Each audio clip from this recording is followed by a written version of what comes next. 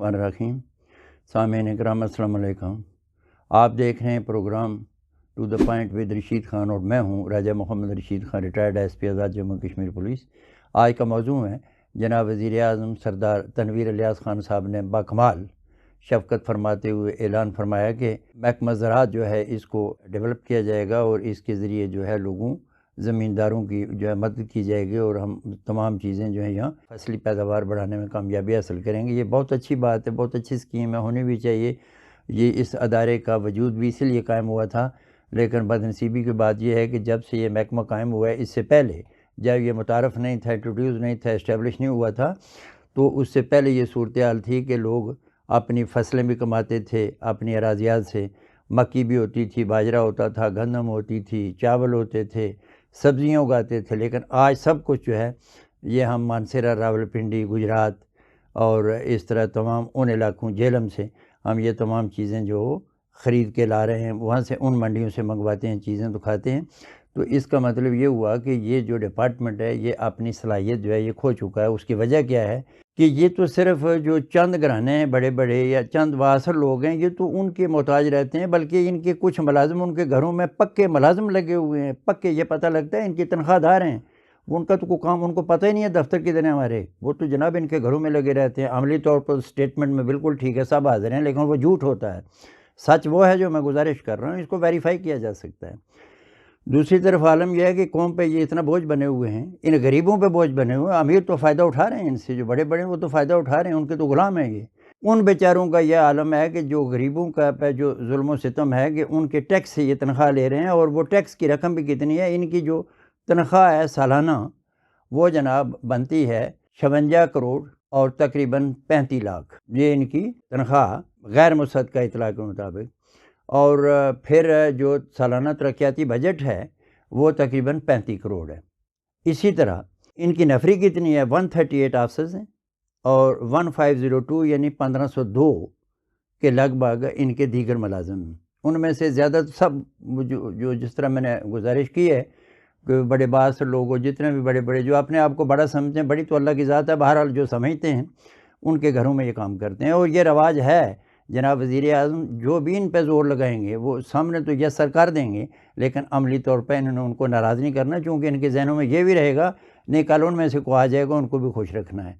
क्योंकि ये तो खुशनुदी के चक्कर में होते हैं। इन्होंने तो इन सब के बड़े बड़े जो घर हैं इनको अपना आस्थाना बना रखा है, और वो शाम पड़ती है तो उन्हीं को जाकर रिपोर्ट देते हैं, पूछते हैं जनाब आपकी फसलें ठीक हैं, आपके बागात ठीक लग गए, जो भी कोई फलदार दरख्त आएंगे उनकी अराजियात में लग जाएगा।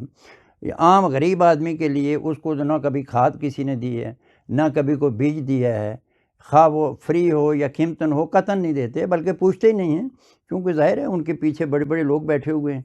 फिर कभी इवन के स्प्रे के लिए इनको दरख्वास्तें करनी पड़ती हैं, स्प्रे नहीं करते, वो भी पैसे लेते हैं, कहते हैं नहीं जी हम तो ये दवाई नहीं हमारे पास, हम तो नहीं आ सकते, हमने आना किस पे है, जाना किस पे है। तो ये सारे जो मामलात हैं जनाब वज़ीर आज़म के नोटिस में इसलिए लाना चाहता हूँ कि वज़ीर आज़म साहब चाहते हैं कि इस रियासत में बसने वालों के काम किए जाएँ। बेलौस खिदमत कर रहे हैं, वो तो तनख्वाह भी नहीं लेते, और ये भी बाकमाल बात है। ये रियासत की खुशनसीबी अलग बात है कि जब अच्छे काम करें तो यकीनी तौर पर कुछ मुखालफिन भी मौजूद होते हैं, फिर सियासी पॉइंट स्कोरिंग शुरू हो जाती है, लेकिन इसका नुकसान जो है वो कौम को पहुँचता है। मैं समझता हूँ जब कौम मफाद की बात आए तो फिर इसमें सियासी पॉइंट स्कोरिंग किसी को भी नहीं करनी चाहिए, क्योंकि जितने भी सियासी लीडर हैं इन्होंने इसी अवाम से वोट लिए हैं और ये आप बड़े अपने आप को बन गए हैं। वरना तो ज़ात अल्लाह की जो है वो तो सब का खालिक है और सब ने उसको आगे जवाब देना है। तो ये यकीनी तौर पर जितनों को अपने आप को बड़ा कहेगा, जितनी उसकी ज़िम्मेदारी होगी, उसे बरोज़े क़यामत उसका इतना ही कड़ा एहतसाब भी होगा, और उसके लिए भी बंदे को तैयारी में रहना चाहिए।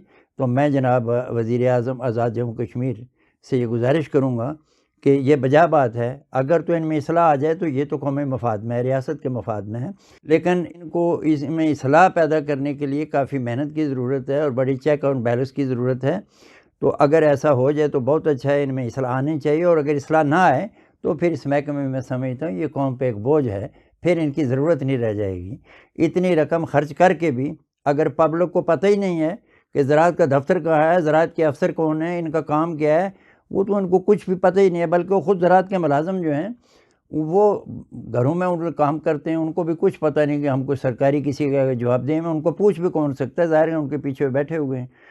تو یہ اس طریقے سے میری گزارش یہ ہے کہ یہ اگر تو یہ ان میں اصلاح آ جائے، بہتری آ جائے، تو یہ تو انتہائی لائق مبارک ہوگا۔ تو اگر ایسا نہ ہو تو پھر میں جناب وزیر اعظم سے گزارش کروں گا کہ اصلاح کے بعد دوسرا حل تو یہی ہے کہ پھر یقینی طور پہ ان سے جان چھڑانی پڑے گی۔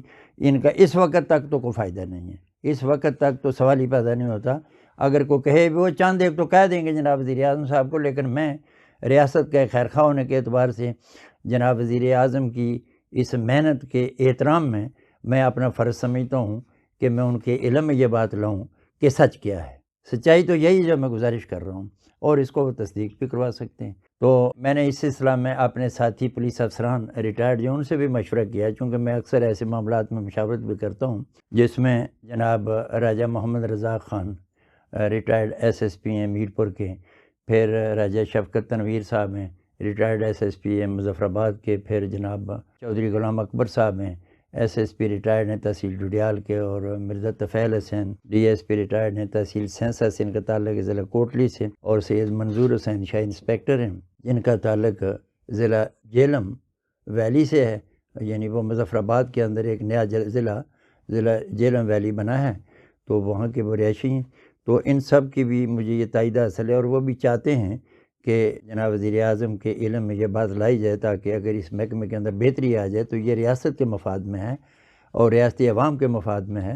تو بہتری کا یہی ہے کہ ان کے بارے میں کچھ بیان کیا جائے، بتایا جائے۔ تو یہ میری جناب وزیر اعظم سے درخواست ہے کہ اس پر غور فرمائیں گے، اور میں دعا گو ہوں کہ جس طریقے سے آپ ریاست کے عوام کے لیے درد دل رکھتے ہیں، اللہ تعالیٰ اس میں آپ کو کامیاب کرے، اللہ تعالیٰ آپ کا حامی و ناصر رہے۔ اسی کے ساتھ میں اجازت چاہوں گا، خدا حافظ۔